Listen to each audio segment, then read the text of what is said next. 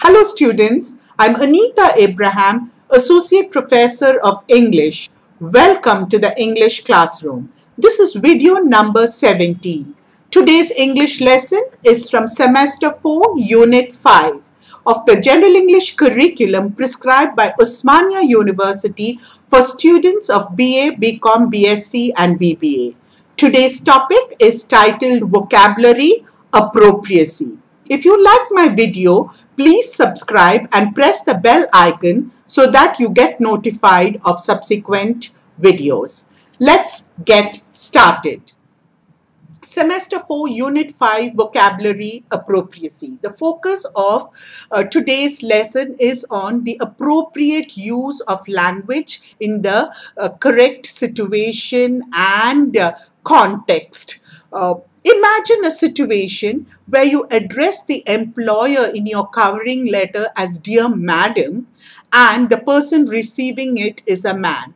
Do you think you will still get the job?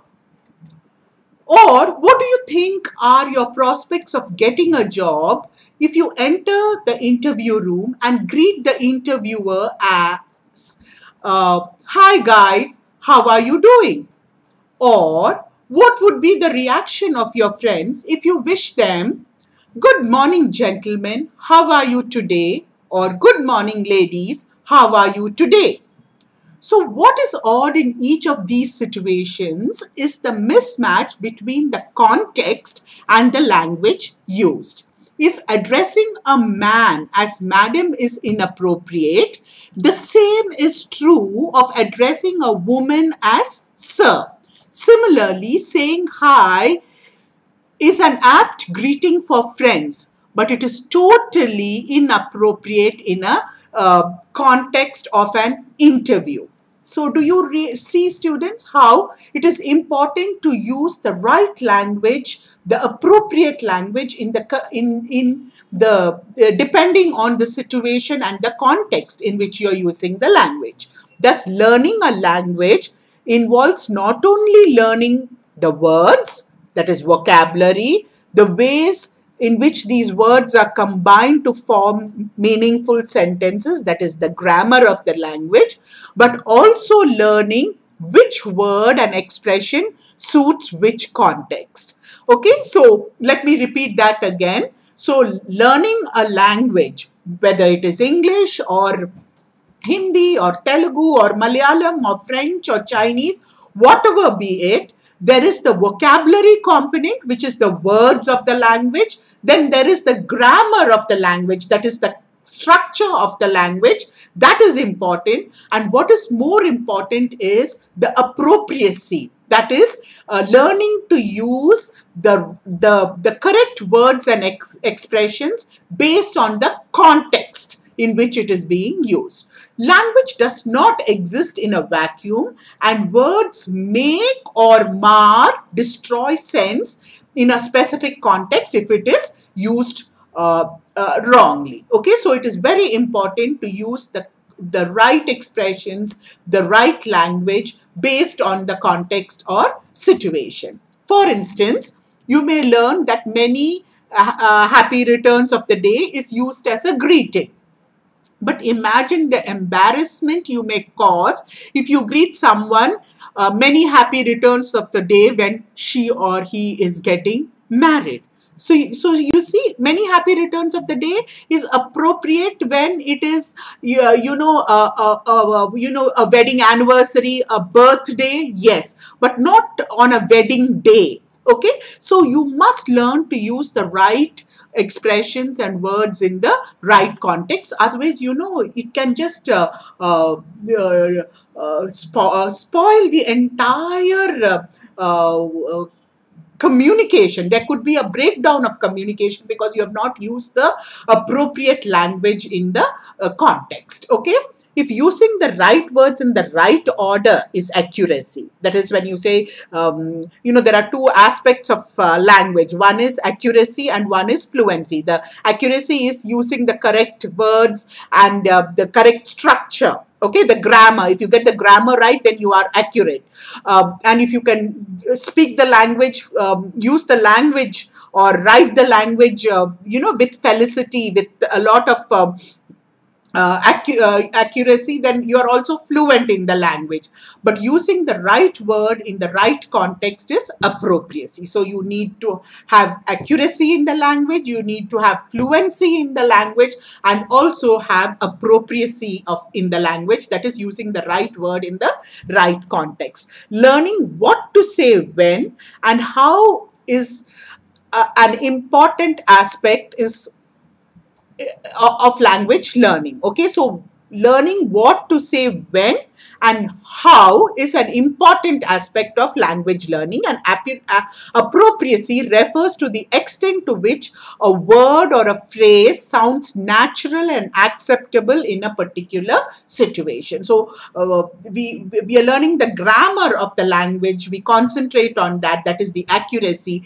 We you want fluency in the language, the ability to use the language without breaking down communication, that is fluency, which is very important. But also appropriacy is very important, otherwise communication will break down. So learning to use the right word in the right context and learning what to say when, whether it is in speech or in writing, is also very important. Okay, so appropriacy is a very important feature of language, and it can lead and it enables effective communication or breakdown of communication if it is not used properly. Appropriacy in context is a context dependent quality. Appropriacy or inappropriacy of a word or a phrase is judged not in absolute terms, but in terms of its suitability to the context in which it is used. Okay, so it's not like there are some absolute rules. This word should be used here, or this word should be used, or this expression should be used here. No, there are no absolute terms. It's based on the suitability. Like we looked at many happy returns of the day. It's fine in a birthday context. It's fine in a wedding anniversary context, but not when somebody is getting married. It is inappropriate, right? Understanding the purpose of our communication and our relationship with the person with whom we are communicating helps us choose the kind of language that suits the context. Okay, so the relationship, the audience with which we are communicating, the situation, all this leads to the choice of words, phrases that needs to be used to speak or write in that particular context. So I'll just go through this once again. Appropriacy is a context dependent quality. The appropriacy or inappropriacy of a word or phrase is not to be judged in absolute terms, but in terms of its suitability, whether it is correct in that particular context or situation in which it is being used. And we must take into consideration the purpose of our communication and our relationship with the person with whom we are communicating to choose the language, and it should be suitable to the context or situation in which it is being used. It's as simple as that. There are formal situations, informal situations. The way you talk to your mother and the way you talk to your teacher in school or college is absolutely different. They may both be ladies, or if it's your father and a professor who's a gentleman, both men, but the contexts are different, the situation is different, your relationship with them is different, so your language will be different.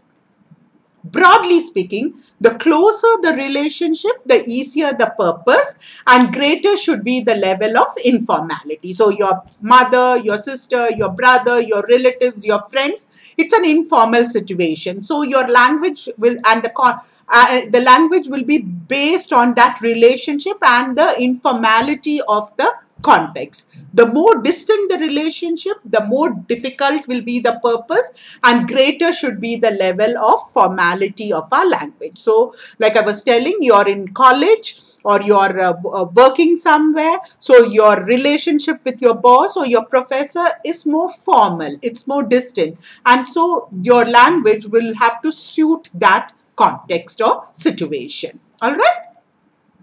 When we use informal language, we are communicating with people whom we have a very close relationship, members of family, friends. And and the reasons for communicating with them will also be simple. It will be to greet, to inform, to invite, to congratulate, exchange information in an informal context. So if it is a formal relationship, okay, then we need to use formal language. For example,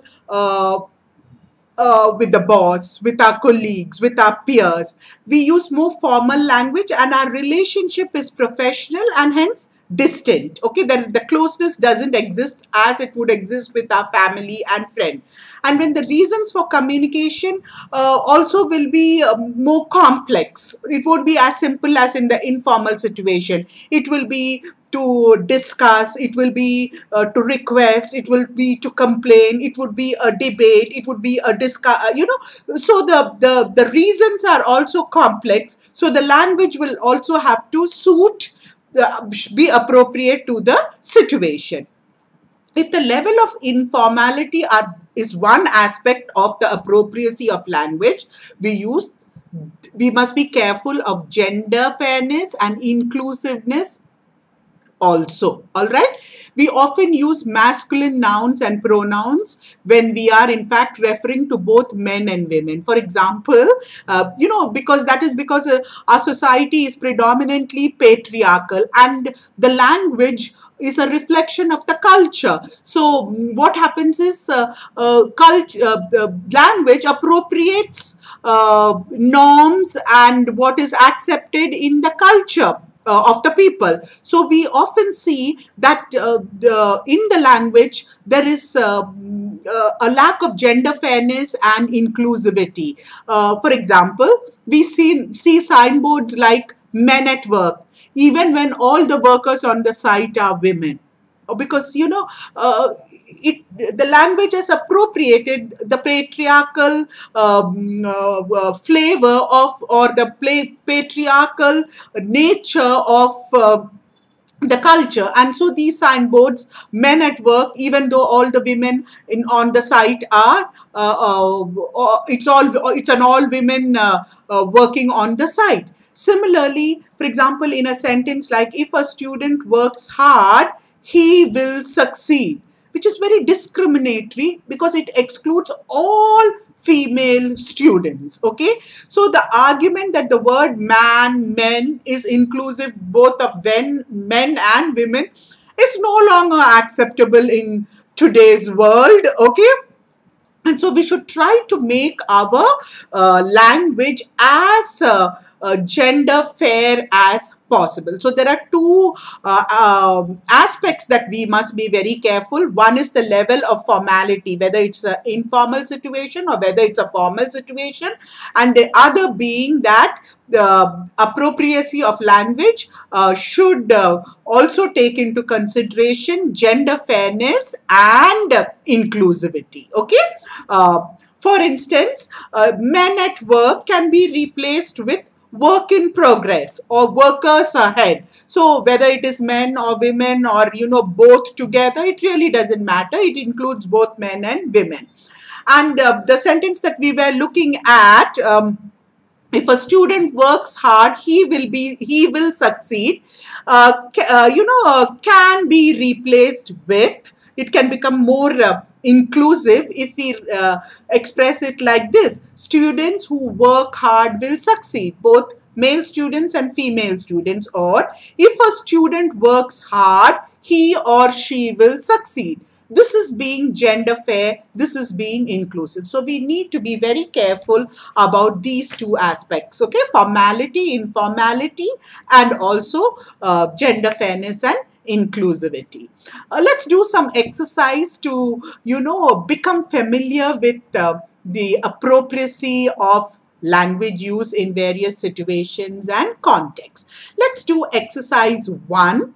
What we will first do is we will identify formal and informal ways of greetings, so that we know when to use a formal greeting and when to use an informal greeting. So we have around 10 sentences in exercise 1, 10 greetings, and what we will do is we will identify whether it is formal or informal. Shall we do it, students? Let's look at the first one. How are you? Is it formal or informal? It is formal. The second one, good to see you. Informal. How are things? Informal. How are you doing? Formal. How is everything? Formal. So do you see the difference? You can make out, when you say how are you, it is formal. Good to see you is a more, you can use it with friends and, with family. Look at this. What's up? What's up is informal. Your WhatsApp, the app that you are also familiar, comes from this greeting. Okay. And how is it going? Again, informal. How is life? Informal. How have you been keeping? Formal. So how is life is an informal way of saying how have you been keeping. But how have you been keeping is used in a formal context. I trust that everything is well. Formal. So do you see, students, even though they are conveying almost the same meaning, some of them, for example, how is life, or how have you been keeping? I trust everything is well. How is life is informal, while how have you been keeping? I trust everything is well. Both those greetings are formal. So you need the appropriacy of language would depend on your ability to use these greetings in the right place. How is life when you meet your friend is fine, okay?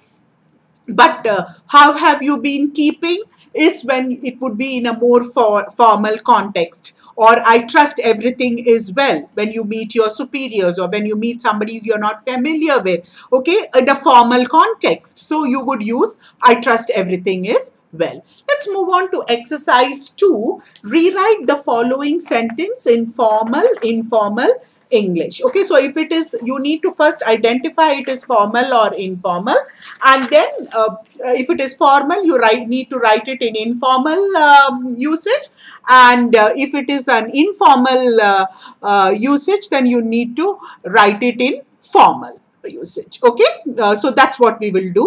So rewrite the following sentence in formal or informal English. So first we will identify whether the sentence is formal or informal. Then we will rewrite it based on, if it is formal, we will write it in the informal way. If it is, we will express it in the informal way. If it is informal, we will express it in the formal way. Okay.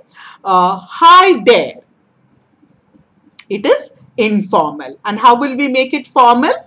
Hello, good morning, good evening, depending on the time of the day. See you later. Informal, very good. So how can we make it formal? Goodbye, hope to see you soon. Okay, that's how we will make it formal. Let's look at the third sentence. I would like to apologize for forgetting your birthday. This is a formal sentence. So how will you make it informal?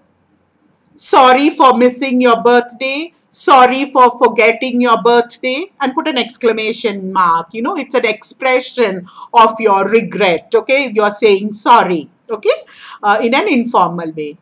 Thanks a lot for the present. That's again informal. Do you see wherever the exclamation mark is, it is an informal. It is conveying, you know, the tone of familiarity. It is conveying, you know, the relationship that, you know, it is to somebody who is very close. Okay. Thanks a lot. Thanks a lot for the present is informal. Make it formal. Thank you very much for the present. Thank you very much for the present. How do you do, Mrs. Rao? Formal. And how will you make it informal? Hi, how are things, Mrs. Rao? Hi, how are things going on, Mrs. Rao? Okay, so the Mrs. Rao is also very formal, okay, but then you can make it informal by saying, hi, how are things, Mrs. Rao, if you know Mrs. Rao very well, okay? All right, let's move on. It's a pleasure to meet you. It's formal. And how will you make it informal?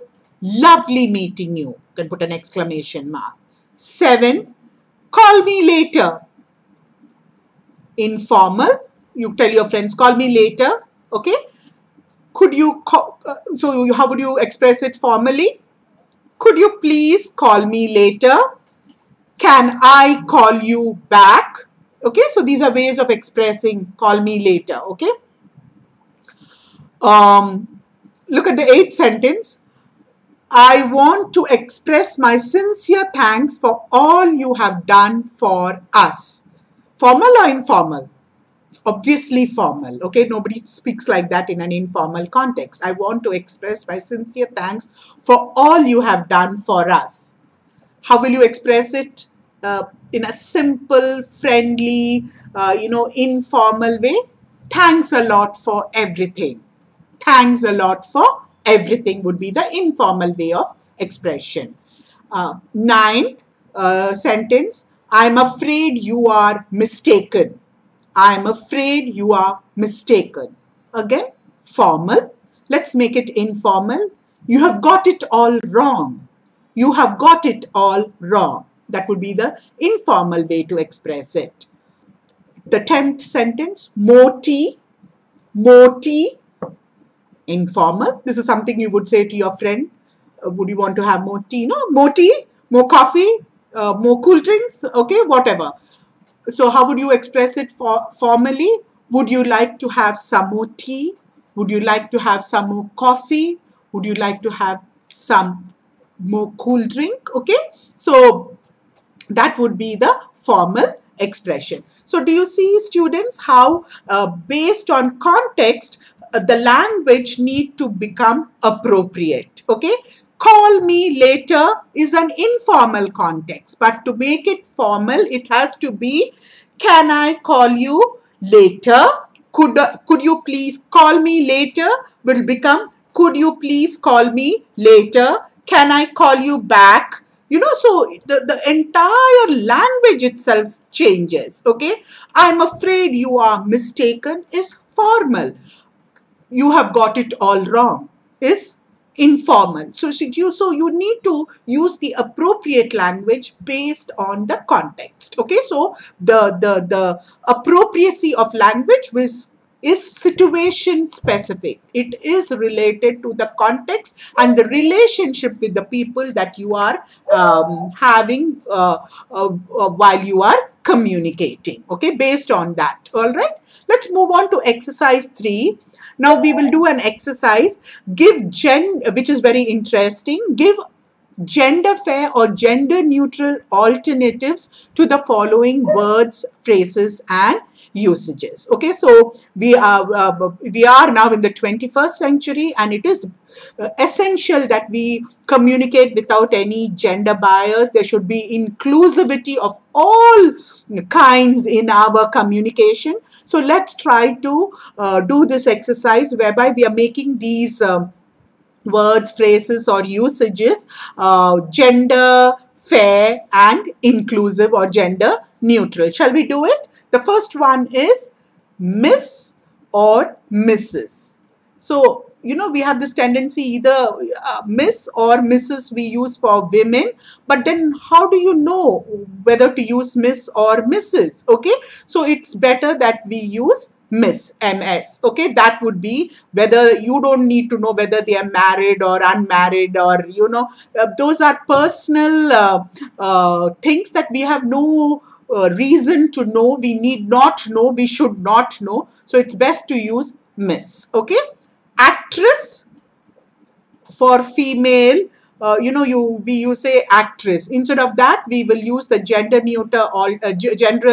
neutral alternative, actor. So Aishwarya Rai is also an actor. Abhishek Bachchan is also an actor. All right. So both are actors, men or women. We will use the word actor. That is gender without any gender bias. Look at the words salesman, sales girl, sales boy.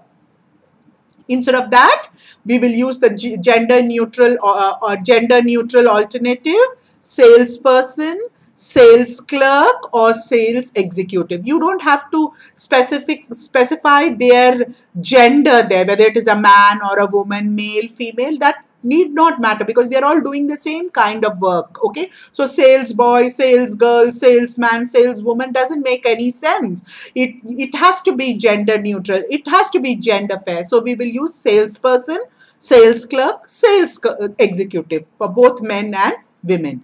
Poetess, instead of poetess, we will just use the word poet like we used actor for both men and women. So Sarojini Naidu is also a poet and Tennyson is also a poet. Common man. Okay, common man. You know, when we say the common man is under a lot of pressure because of the COVID lockdown.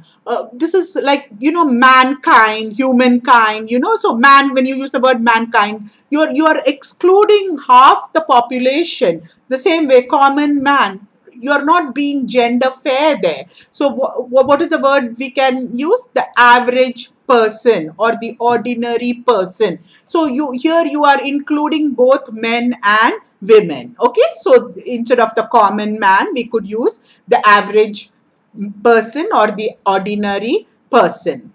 Similarly, man-made. Okay, what is man-made?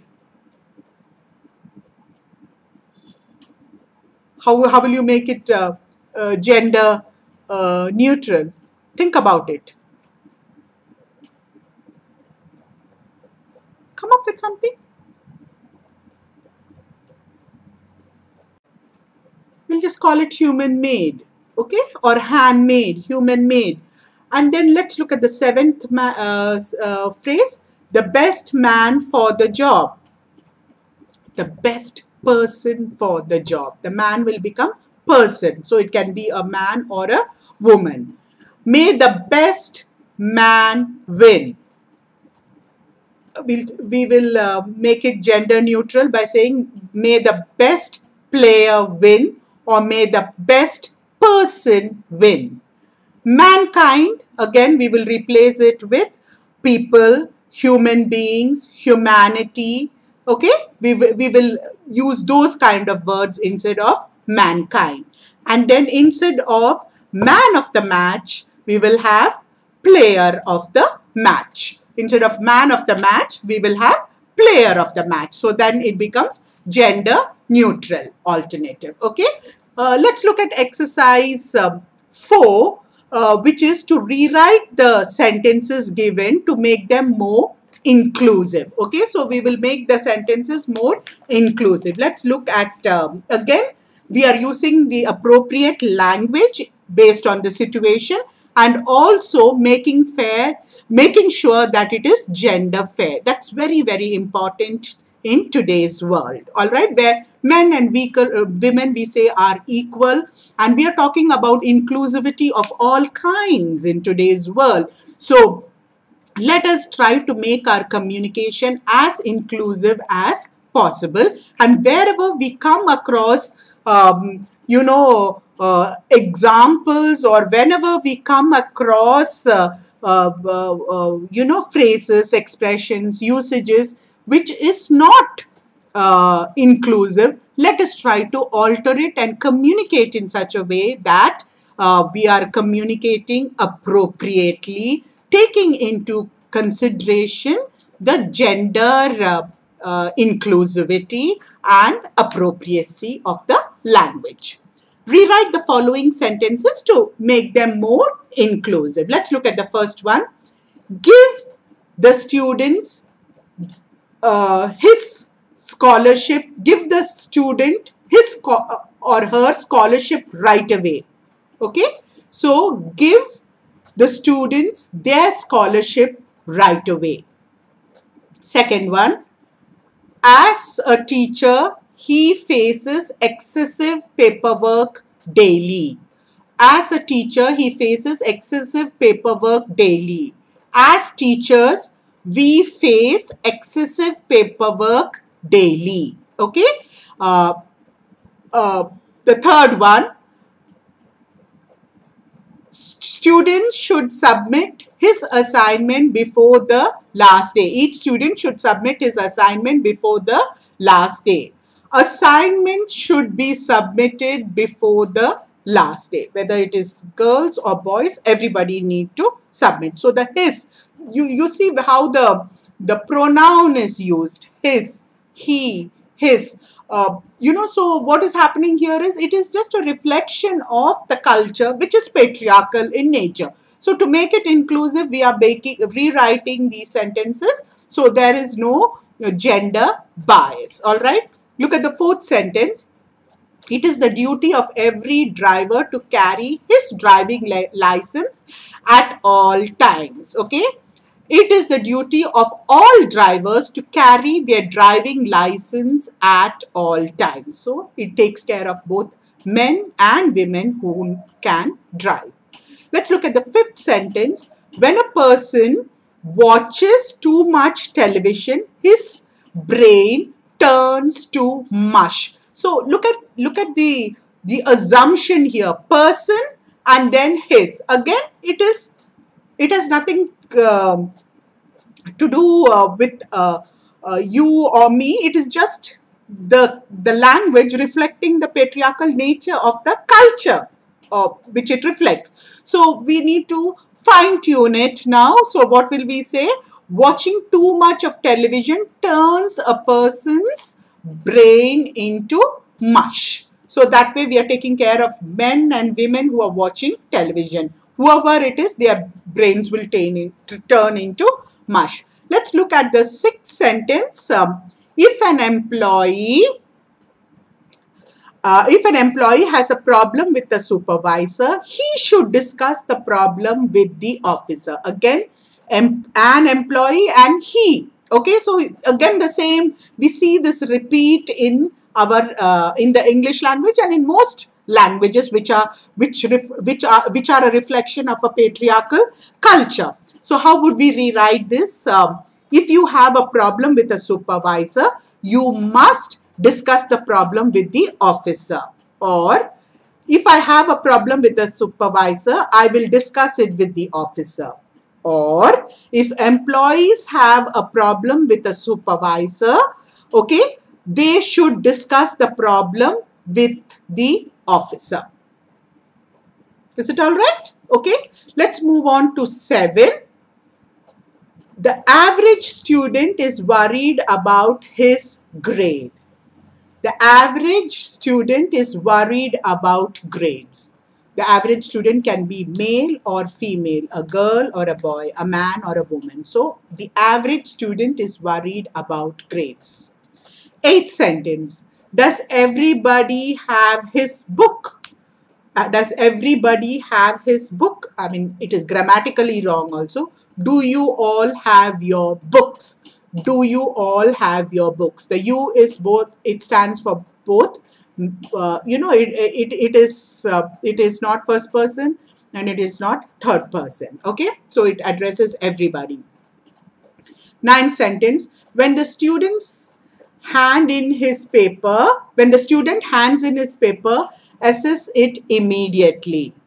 Okay, so you are again assuming the student is he. Okay, when the student hands in the paper, assess it immediately. When the students hand in their papers, assess them immediately. Okay, singular, plural. We have taken care of both but made it gender neutral. Look at the 10th sentence. A law-abiding citizen pays his taxes promptly. So again, citizen, his. The pronoun is his. Okay.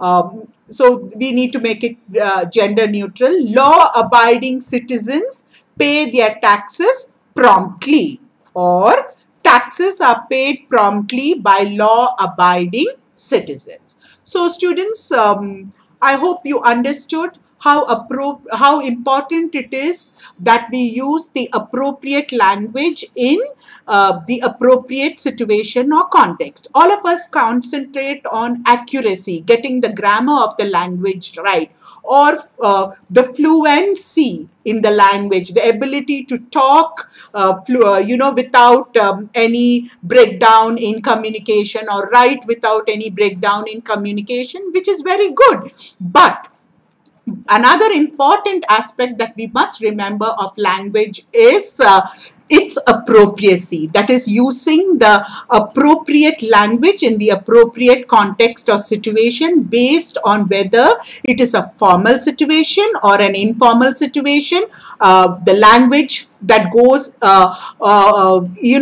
with the formal situation is very different from the language that can be used in an informal situation. And another important thing to take into consideration is inclusivity. Inclusivity of all kinds, but we are specifically here talking about gender fairness and inclusivity, because our languages often reflect on the patriarchal culture that it has evolved from. So in the 21st century, as we are progressing and we are talking about equality of men and women and inclusivity of all kinds, we must make sure that our language is gender fair, and we use gender neutral alternatives whenever we come across words, phrases, expressions that are excluding or that are not inclusive. So work on your accuracy in the language, work on your fluency in the language, and also develop appropriacy of language. That will help you become effective communicators of the language. Thank you, take care, and stay safe.